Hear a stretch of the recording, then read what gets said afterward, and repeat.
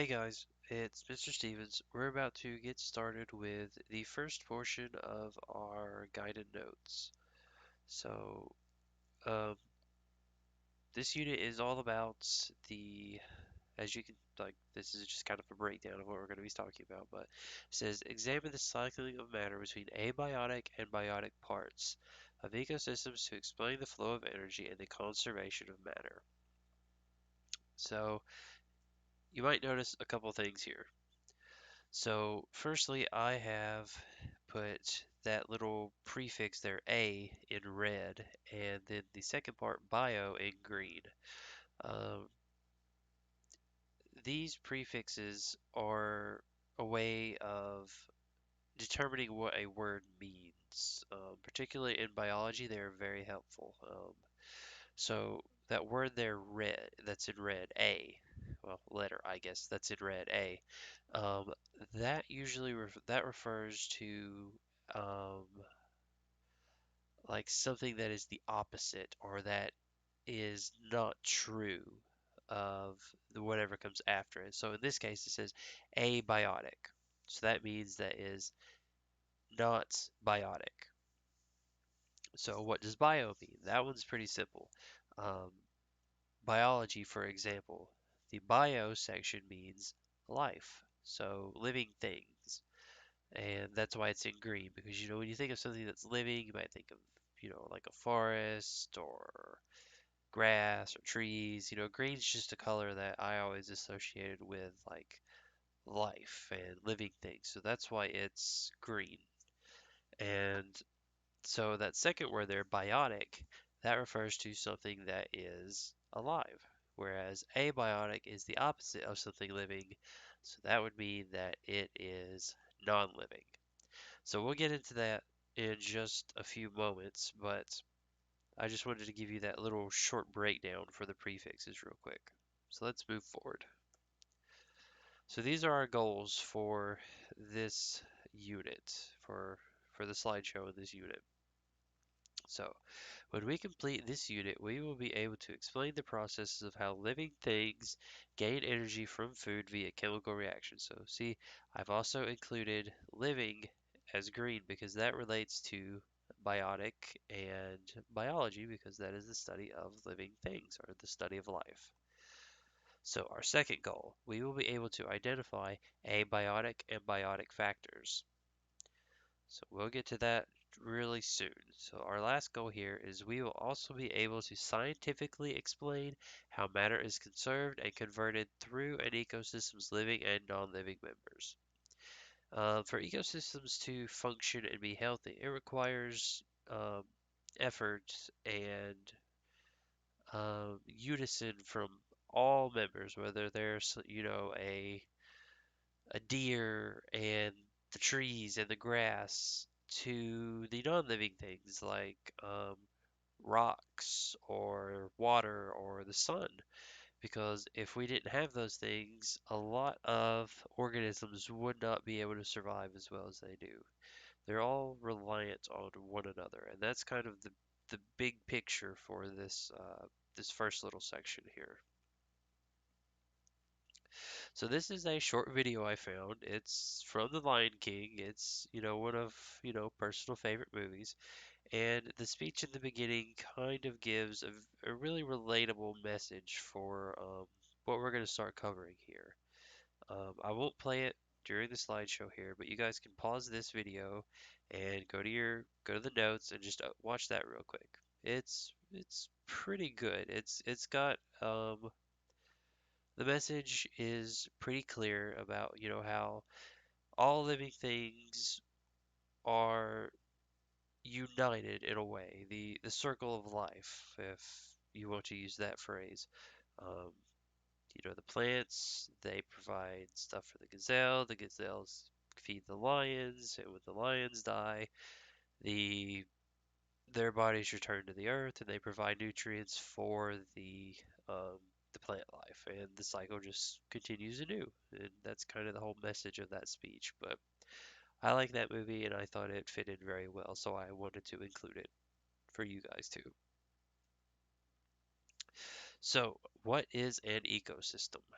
An ecosystem is a community of living organisms working in conjunction with the non-living factors of their environment interacting as a system. So we've got a picture over here on the right. Since there's a kangaroo over there, I'm going to guess this is somewhere in Australia. So this picture is just a sample of an ecosystem, and it's pointing out a lot of different things. We've got sunlight and heat, we've got a termite mound, we've got fungi, rotting logs, bacteria, plankton, protozoans, algae, and insects. Not to mention all the trees and the bushes and the water and the rocks and the snakes and all those other little things. So over here on the side, you see those bolded and uh, underlined words. Those are the important ones that I told you guys about in the breakdown video. So a biotic factor is any living thing, plant or animal that influences or affects an ecosystem. So let's look back over here on the right at our picture. So we have algae, those are living things. Protozoans, those are little microscopic things that typically live in or around water. They are a living thing. We've got plankton. You guys know, like from SpongeBob, plankton, that's a living thing. Bacteria, those are living things that influence the health of ecosystems. You know, they can make us sick, they can make animals sick. So they have an influence or an effect on our ecosystem. And that includes the bushes and the trees and the grass. So let's look at the other things now. An abiotic factor is any non-living physical or chemical aspect of an environment that contributes to an ecosystem. So in this example, the sunlight and the heat, that is an abiotic factor. That little pond there, that is also an abiotic factor. These things, you may not really think about them whenever you're considering an ecosystem. You know, people like to think of the animals, the things you can see and you can go pet it or look at it in a zoo. But the sunlight, for example, if we didn't have sunlight, the plants wouldn't be able to make their energy. And as a result, they wouldn't be able to do photosynthesis, which means we would not have any oxygen to breathe. And the earth would be unlivable. Uh, Same thing can be said for heat. If we didn't have any heat, we would, just freeze. The plants wouldn't be able to survive if there wasn't some, heat, because if it gets too cold, it just freezes, and, that kills grass and trees and all the other plants. And so we have to have sunlight and heat. And the water too. If we didn't have water, the plants wouldn't be able to survive. We wouldn't be able to survive. And, a whole host of different organisms just wouldn't be able to survive without the water. So here's a couple of examples of biotic factors. We have on the right, we have a tiger, obviously. Everybody knows what a tiger is. Tiger's, big living thing. That's a biotic factor. And over here on the left, we also have a giant redwood tree from California. Those things are really cool. They're like gigantic. That's why all those, like probably 12 or 15 people there are having to stretch all the way out and link arms just to go around the base of the tree. So those are examples of biotic factors. Abiotic factors, we talked about this just a minute ago. The sun, obviously, it's not a living thing. It's made out of gas and it's just constantly burning and putting off heat and energy. And then, of course, water.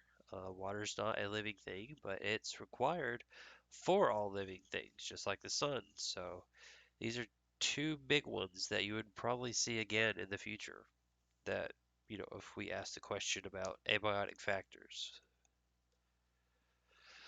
So this here is a video that talks a little bit about an ecosystem, and it talks about the different uh, things that all go into it. It's a really neat video. It's a 3D virtual tour through a kelp forest. I really like this video, so I wanted to show it to you guys. Um, so give that a watch. Pause this video and give that one a watch. I think you guys will really like it. So here we have a example of a ecosystem somewhere probably out in like maybe India or some part of the world where tigers like to live. They're spread out over a lot of the Asian continent, but this one I want you guys to practice a little bit. So let's say, pick out three biotic factors and, just write them on a list and compare them to what you think uh, I would choose. And then give me, let's do one abiotic factor. So pick out one thing that is not living in this ecosystem and that is vital to it and see what you guys come up with. And here we've got another example. Same thing here. Pick out, uh, let's do three biotic factors this time and two abiotic factors. Now I'll give you guys a little hint to see if you can, or a challenge, I suppose. There is a very large biotic factor in this picture. Can you guys figure out what it is? So I'm going to stop this video right here. It's going a little long, and I know you guys don't want to sit here and watch the whole thing for too long, but this is going to be part one for the video for the virtual kids, and if you need a review. So this covers our introduction to what an ecosystem is, and biotic factors, and abiotic factors. Then you got a little bit of practice and some neat videos to watch. So I'm going to cut this one short here, and we'll pick up in part two. I'll see you guys in a bit.